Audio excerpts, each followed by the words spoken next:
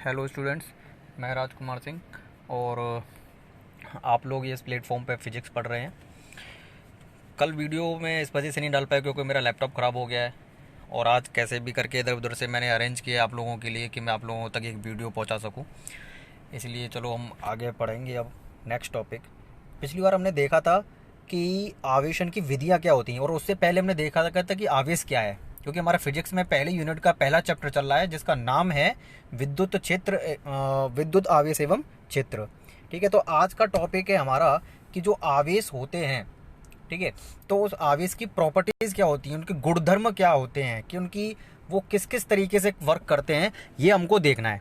ठीक है, क्योंकि हम पिछली बार देखो हमने पढ़ चुके हैं, देखो चाल हमने वो पढ़ा था कि कितने तरीके का वो होता है आवेशन की जो विधि होती है, किस किस तरीके से हम किसी भी अनावेशित वस्तु को आवेशित कर सकते हैं। ठीक है, तो उसमें हमने देखा था कि देखो पहला घर्षण के द्वारा आवेशन, चालन के द्वारा आवेशन और प्रेरण के द्वारा आवेशन। ठीक है, यहाँ तक तो हम कर चुके हैं। आज हम नेक्स्ट पढ़ेंगे कि हमारा जो आवेश के गुणधर्म होते हैं वो क्या क्या हैं। ठीक है, चलो देखते हैं। विद्युत आवेश के मूलभूत गुण। देखो मूलभूत गुण का मतलब क्या है, इसमें मूल का शब्द का मतलब होता है फंडामेंटल। ठीक है, तो मतलब क्या है कि ये जो गुण है कि ये इसके इंट्रिंसिक है, अंदरूनी है, इनको किसी से बनाया नहीं गया है। इनसे सब कुछ बन सकता है पर ये किसी से नहीं है। ठीक है, तो ये उसकी मूलभूत प्रॉपर्टी है। ठीक है, इनके बिना आवेश का अस्तित्व नहीं हो सकता। ये ऐसी प्रॉपर्टीज हैं। ठीक है, इन्हीं से हम पहचान करते हैं कि आवेश क्या है। चलो आगे देखते हैं। देखो सबसे पहला गुण, मूलभूत गुण होता है विद्युत आवेश का आवेशों की योज्यता। मतलब कि किसी भी वस्तु पर मान लो 3 कूलाम का आवेश है, कूलाम उसकी यूनिट होती है आवेश की, किसी पर 4 कूलाम का है, किसी पे -5 कूलाम का यानी नेगेटिव चार्ज है, तो हम ये देखेंगे कि टोटल आवेश कितना है। अगर हमें ये देखना हो कि एक 3 है, 4 है, 5 है, तो इनको आखिर जोड़ते कैसे, टोटल हम कितना बताएंगे। तो आवेशों की योज्यता में आवेशों को एक प्रॉपर्टी होती है ये उनकी, कि आवेशों को ठीक उसी तरीके से जोड़ा जाता है जैसे कि हम बीजगणित में योग करते हैं। जैसे 2 और 5 कितना होता है, 7, 7 और 5 कितना होता है, 12। ठीक वैसे ही आवेशों को जोड़ा जाता है। जैसे माइनस के 2 कूलाम और प्लस के 5 कूलाम, तो आंसर आएगा प्लस के 3 कूलाम, क्योंकि 5 में से माइनस के 2 घट जाएगा। अगर आपके पास में 3 कूलाम का आवेश है और किसी पर 2 कूलाम का आवेश, और टोटल आवेश अगर आपसे पूछे तो 5 कूलाम हो गया, सिंपल। ठीक है, तो देखो क्या कह रहा है कि आवेशों की योज्यता में आवेश द्रव्यमान की भांति अदिश राशि होती है। विभिन्न प्रकार के आवेशों के साथ एक साथ जोड़ने के लिए बीजगणितीय योग किया जाता है। ठीक है, विभिन्न आवेशों के एक साथ जोड़ने के लिए क्या किया जाता है, बीजगणितीय योग किया जाता है। प्लस माइनस जैसे नॉर्मल करते वैसे ही करना है। ठीक है, चलो आगे देखते हैं। जैसे एक एग्जांपल मैंने आप लोगों के लिए बनाया हुआ है, क्या है कि माइनस के 3 कूलम, प्लस के 4 कूलम, माइक्रो कूलम। ये जो शब्द है ना, ये जो सिंबल है यू जैसा आपको दिख रहा है, ये इसको माइक्रो बोलते हैं, यानी 10⁻⁻⁶। ठीक है, तो और है प्लस के 4 माइक्रो कूलम। तो आपसे टोटल आवेश पूछा गया है कि अगर इनको हम टोटल आवेश पूछे तो क्या करेंगे। देखो देखो क्या करेंगे, कुल आवेश क्यू बराबर क्या हो जाएगा, माइनस के 3 micro coulomb plus 4 micro coulomb plus और प्लस के ही 4 माइक्रो कूलम। जब इनको जोड़ेंगे तो क्या होगा, 4 और 4 कितना हो गया, 8, और -3, 8 में से -3 जाएगा तो कितना बचेगा, 5। देखो आंसर आ जाएगा प्लस के 5 माइक्रो कूलम, सिंपल हो गया। ठीक है, नेक्स्ट देखते हैं। नेक्स्ट है हमारा आवेश हमेशा द्रव्यमान के साथ होता है। जो यानी आवेश है, आवेश बिना द्रव्यमान के अस्तित्व में नहीं होता। यानी कोई भी अगर आपके पास में मान लो ये एटम है, अगर यहाँ से अगर आवेश जाएगा तो अपने साथ में द्रव्यमान भी लेकर जाएगा। अगर इसके पास आवेश आएगा तो हमेशा द्रव्यमान लेकर आएगा। इतना दिमाग के अंदर बिठा लो। यानी आवेश है तो द्रव्यमान है, आवेश जाएगा तो द्रव्यमान लेकर जाएगा, आवेश आएगा किसी पर तो आवेश द्रव्यमान लेकर ही आएगा। यानी कि अगर यहाँ से अगर इलेक्ट्रॉन्स बाहर जा रहे हैं तो मतलब वो अपने साथ में द्रव्यमान की कमी कर रहे हैं। मतलब इसमें एटम के द्रव्यमान की क्या हो जाएगी, कमी हो जाएगी। बाहर से अगर इसके पास में आ रहे हैं कहीं से तो इसका मतलब क्या होगा, द्रव्यमान बढ़ जाएगा इसका। ठीक है, ये मैं कहना चाह रहा हूँ आपसे। नेक्स्ट क्या है हमारा, नेक्स्ट है हमारा आवेश विद्युत क्षेत्र तथा चुंबकीय क्षेत्र उत्पन्न करता है। ठीक है, जब इसको हम अभी नेक्स्ट हमें इस चैप्टर में जब हम आगे पढ़ेंगे ना, तो हमको ये दोनों चीज़ें पता चलेंगी कि विद्युत क्षेत्र और चुंबकीय क्षेत्र क्या होते हैं। फिलहाल कि आप इतना समझो कि कोई भी अगर आवेश Q मान लो कोई है, अगर ये है तो हमेशा आवेश अपने चारों तरफ एक क्षेत्र उत्पन्न करता है और उस क्षेत्र में किसी और के आने पर क्या होता है, यह उसके ऊपर बल लगाता है। जैसे ये समझ लो कि ये इसका एरिया है, अगर इस एरिया में कोई और वस्तु आएगी तो ये उसके ऊपर बल लगाएगा, अगर यहाँ पर कोई वस्तु होगी तो कोई बल नहीं लगाएगा। अगर यह वस्तु यहाँ से चलकर यहाँ आ जाए, अगर इसके अंदर होगी तो बल लगाएगा, यहाँ पर होगी तो नहीं लगाएगा। सिंपल सा मतलब है, मतलब ये इसका क्षेत्र है। ठीक है, जैसे कभी चुम्बक को अगर दरवाजे के पास लेकर जाओ तो कुंडी से थोड़ा सा दूर पहले ही कुंडी हिलने लगती है, अगर थोड़ा सा और दूर हटा लो तो कुंडी पे कोई फर्क नहीं पड़ता। इसका मतलब क्या है कि उसके बीच, दोनों के बीच में एक क्षेत्र है जिस क्षेत्र में ये अपना प्रभाव दिखा सकता है।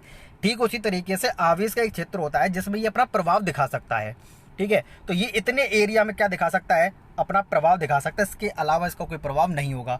तो इतने से प्रभाव क्षेत्र को हम कहते हैं विद्युत क्षेत्र। ठीक है, अभी चुंबकीय क्षेत्र क्या है, देखो एक चीज इसके लिए समझना आवश्यक है कि, एक मिनट कहाँ गए, यहाँ पर है,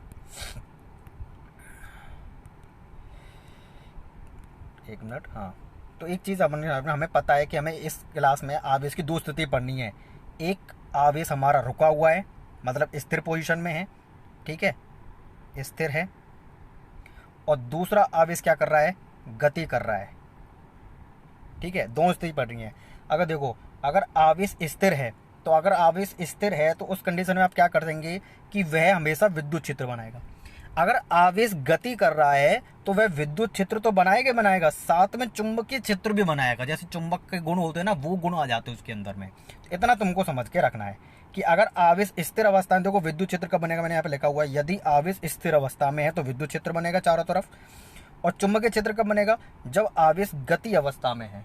तो गति अवस्था में चुंबकीय क्षेत्र और विद्युत क्षेत्र दोनों बनेंगे, और स्थिर अवस्था में सिर्फ विद्युत क्षेत्र बनेगा। ये आपको ध्यान में रखना है। ठीक है, चलो आगे बढ़ते हैं।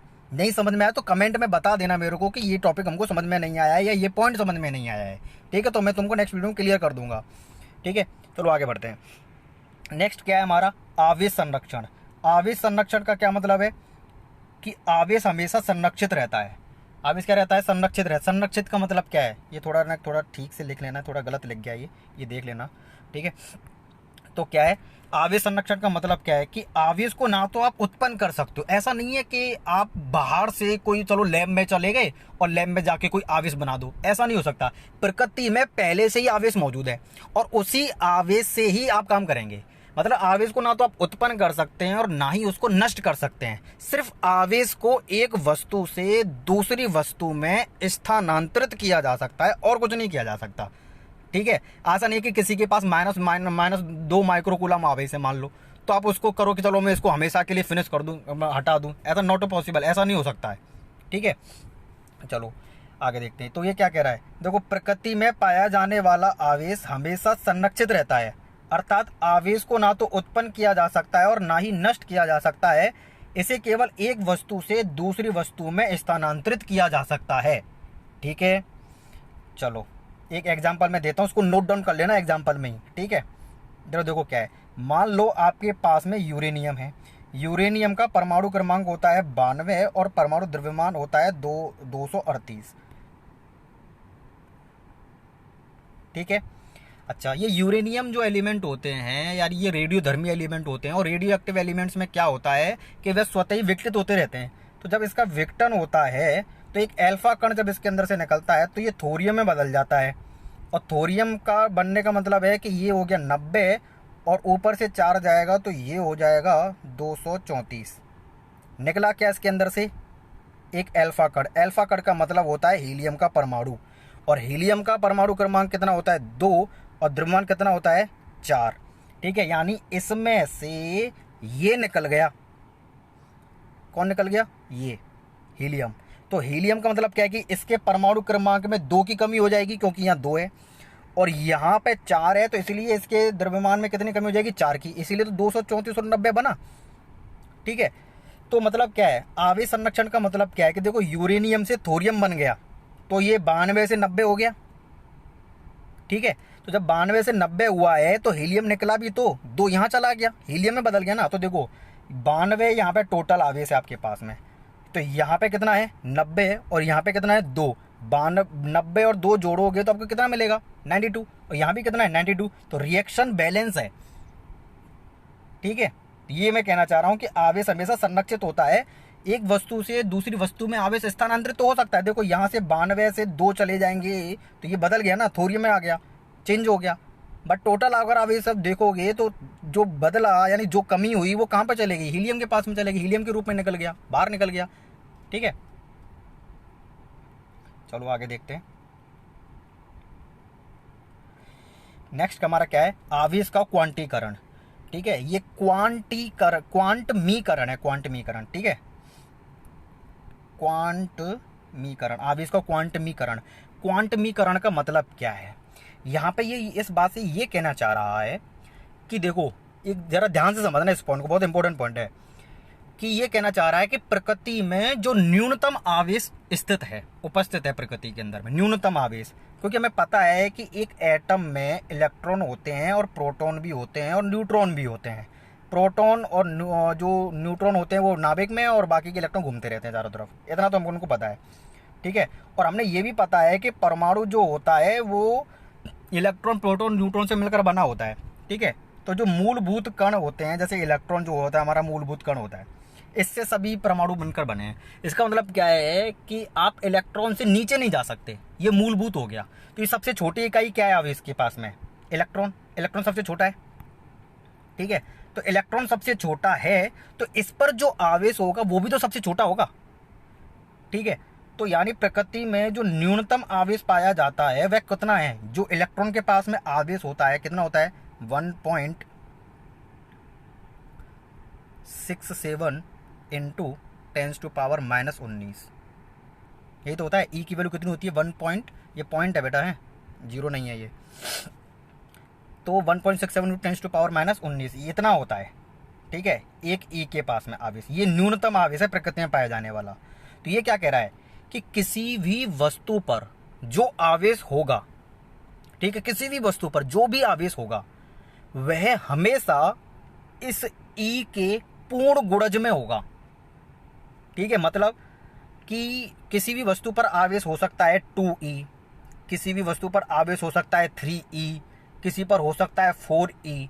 ठीक है, पूर्ण गुणज, पूर्ण गुणज का मतलब क्या है, कंप्लीट नंबर होना चाहिए। उसका गुणज तो आवेश पॉसिबल है, बट ये पॉसिबल नहीं है कि किसी भी वस्तु पर आवेश ऐसे हो 2.5e। ठीक है, 3/4e, ऐसा आवेश नहीं मिलेगा आपको। ठीक है, तो 2.5e तो मिल सकता है, वो सॉरी 5e 2e ये मिल सकता है, पर पॉइंट में वैल्यू नहीं मिलेगी। अगर पॉइंट में वैल्यू मिल रही तो इसका मतलब है वो आवेश गलत है, अस्तित्व में ही नहीं हो सकता, पॉसिबल ही नहीं है। हमेशा पॉसिबल क्या है, पॉसिबल है पूर्ण गुणज। ठीक है, तो किसी भी वस्तु पर जो आवेश होता है वह निम्न प्रकार होगा। ठीक है, निम्न प्रकार क्या होता है, यहाँ पे एक फॉर्मूला है, वो फॉर्मूला लिख नहीं पाया हूँ मैं, यहाँ पे लिखेंगे हम Q बराबर, यानी निम्न प्रकार होगा कि नीचे जस्ट Q बराबर लिखेंगे हम NE। ठीक है, एक मिनट, Q बराबर लिखेंगे हम प्लस माइनस NE, क्योंकि आवेश प्लस में भी हो सकता है, पॉजिटिव में हो सकता है। जहाँ N बराबर क्या है, ये फॉर्मूला लिख लेना बेटा, यहाँ पे लिखेंगे किसी वस्तु पर आवेश निम्न प्रकार होगा, उसके जस्ट नीचे ये फॉर्मूला है Q बराबर प्लस माइनस NE, इतना आवेश हो सकता है। ठीक है, और जहाँ पर ये N क्या है, यहाँ पर ये N है 0 1 2 3। ठीक है, और E की वैल्यू क्या है, E की वैल्यू तो अपन जानते हैं क्या होती है, 1.67 इंटू 10⁻⁻⁹। ठीक है, देखो एक एग्जांपल के तौर पे देखते हैं। एग्जांपल है 0.5e 2.5e। ठीक है, 2/4e 4e 7.2e, इनमें से कौन सा आवेश सही होगा। तो देखो ये पॉइंट में है मतलब ये गलत है, ये भी पॉइंट में है मतलब ये भी गलत है, 2/4 ये भी आंसर पॉइंट में आएगा इसलिए ये भी गलत है, 7.2 ये भी पॉइंट में है, ये भी गलत हो जाएगा।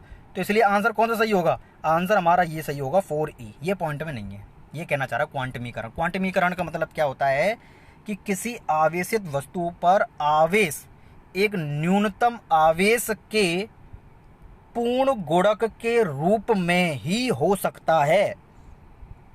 ठीक है, पूर्ण गुणज के रूप में ही हो सकता है, ये इंपॉर्टेंट पॉइंट है, और नहीं हो सकता। ठीक है, अर्थात आवेश को अनिश्चित रूप से विभाजित नहीं किया जा सकता। आप रैंडमली आवेश को विभाजित नहीं कर सकते, हमेशा ई के गुणक के रूप में ही विभाजित होगा। वो NE होगा 2e 4e 5e 6e 7e 12e 100e 1000e, पर ये नहीं होगा 25.5e 50.52 नहीं, दशमलव नहीं आएगा, इतना समझ लो बस, ठीक है। ये क्वांटमीकरण होता है, ठीक है।